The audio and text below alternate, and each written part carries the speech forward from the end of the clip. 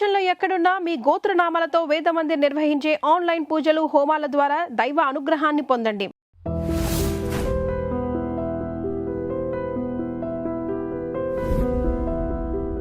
So ఆ రోజుల్లో ఇవాళ అంటే డివోర్సింగ్ అన్నది పెద్ద విషయం కాదు. బట్ ఆ రోజుల్లో it is a big thing. అందులో మీరు పబ్లిక్ ఫిగర్.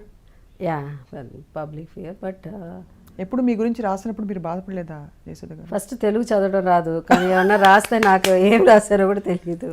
నా దగ్గర వచ్చి ఎవరు చెప్పరు, ఎవరు ఏం రాసినా రాసుకుపోనే అన్నారు. బికాస్ మన 99% అబద్ధమే ఉంటుంది, ఏమో నిజం కాదు. ఏవో రాస్తుంటారు, ఏమి వాళ్ళు అమ్మడానికి ఏవో. బట్ సో ఐ డోంట్ పెద్ద ఇవన్నీ పెద్ద ఇదిగా సీరియస్గా తీసుకునేదాన్ని. బట్ తెలుగు ఎస్పెషలీ మన జర్నలిస్ట్ కానీ ఏ రోజు మనుషులు ఎల్లో జర్నలిజం అన్నది ఏదన్నా ఉంటే వాళ్ళు ఏదన్నా లేనిపోయినదాన్ని మన వాళ్ళు ఏ రోజు hats off to them, they are the greatest.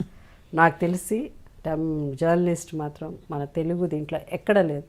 ఇప్పుడు వచ్చిన తర్వాత ఈ సోషల్ మీడియా వచ్చిన తర్వాత ఈ వెబ్సైట్లు బోల్డ్ వచ్చి మళ్ళీ ఏమన్నా స్టార్ట్ అయింది, కానీ నాకు తెలిసి ఎక్కడా లేదు. కానీ అసలు ఏమీ రాయలేదు మీ గురించి అని కాదు. బట్ ఒక పర్టికులర్ వెబ్సైట్ చూసాను, నేను షాక్ అయిపోయింది. ఏంటంటే పేరు చెప్పను మళ్ళీ 10 మందికి పాపులారిటీ అని. నేను ఐ వాజ్ గూగ్లింగ్ మీ గురించి ఇంకా తెలుసుకుందాం ఏం చేయొచ్చు అని. అప్పుడు Jayasudha height, Jayasudha weight, Jayasudha waist size ఈ డీటెయిల్ రాశారు. అవునా?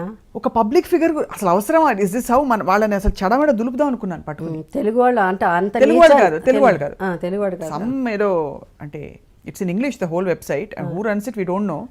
బట్ అంటే ఏం లేదు, తప్పుడు సమాచారం ఏం లేదు. బట్ ఎలాంటి డీటెయిల్స్ లోకి జనం వెళ్తారో, ఎంత అల్పమైన పనికిమాలిన డీటెయిల్స్ లోకి వెళ్తారని ఐ ఫెల్ట్ రియలీ యాంగ్రీ. ఏదో పాపం వాళ్ళు ఏదో రాసుకుపోతారు వాళ్ళు హైట్. ఇప్పుడు జయసుధ హైట్తోనూ పని లేదు, వెయిట్తోనూ పని లేదు.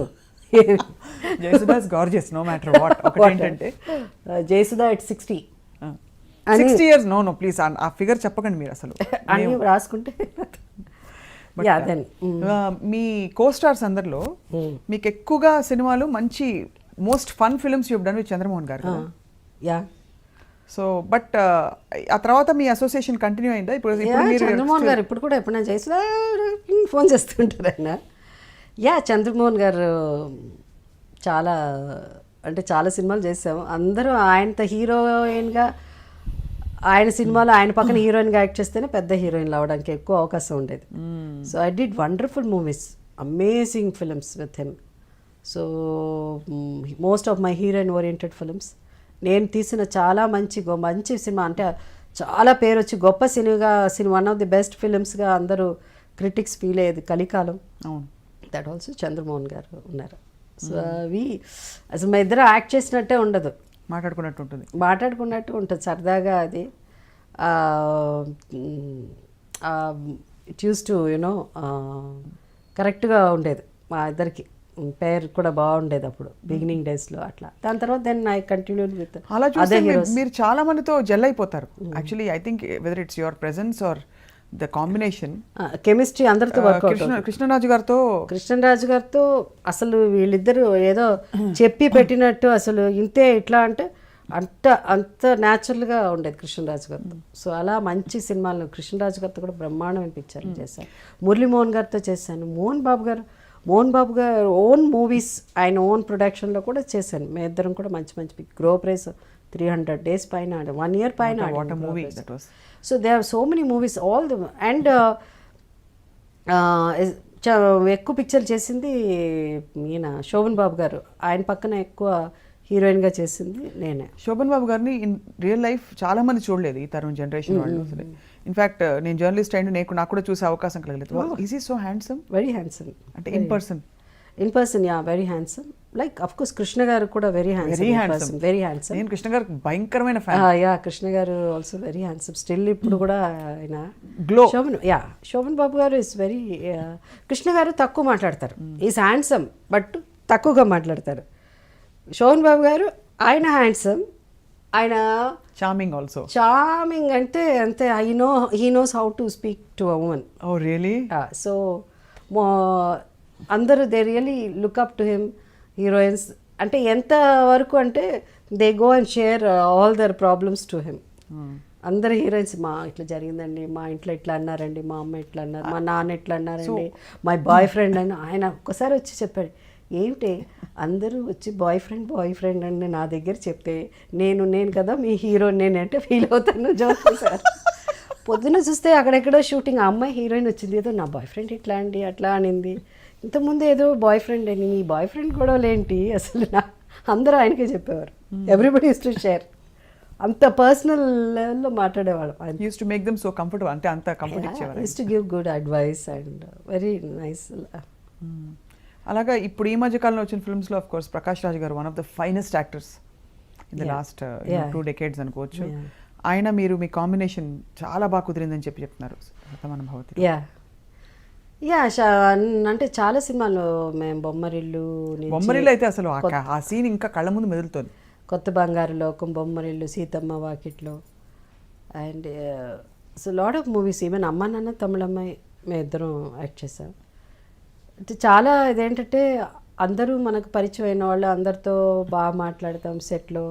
అంటే నేను అందరితో జోవియల్గా, కృష్ణ గారు అంటేనే భయం, ఎందుకంటే maybe because of my uncle అనో లేకపోతే ఏంటో కొంచెం ఆ డిస్టెన్స్ ఉండేది. మిగతా వాళ్ళతో ఆయన అట్లా అందరితో బాగా సరదాగా మాట్లాడేసాను. ఈవెన్ రామారావు గారితో కూడా మాట్లాడతాను. ఇంకా నా కృష్ణ గారితో తక్కువ మాట్లాడతాను, కానీ రామారావు గారు అంటే ఒక భయం. అంటే మెయిన్ థింగ్ ఏంటంటే ఆ ఏజ్ డిఫరెన్స్ అండ్ మరీ బిగినింగ్లో చిన్న మరీ 14-15 yearsకే ఆయనతో యాక్ట్ చేయడం మొదలుపెట్టాను.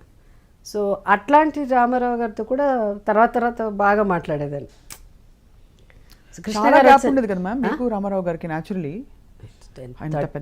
బట్ మీకు 15-16 years అప్పుడు ఎలా ఆయన చూస్తే ఆనెస్ట్గా ఎలా ఏమనిపించేది?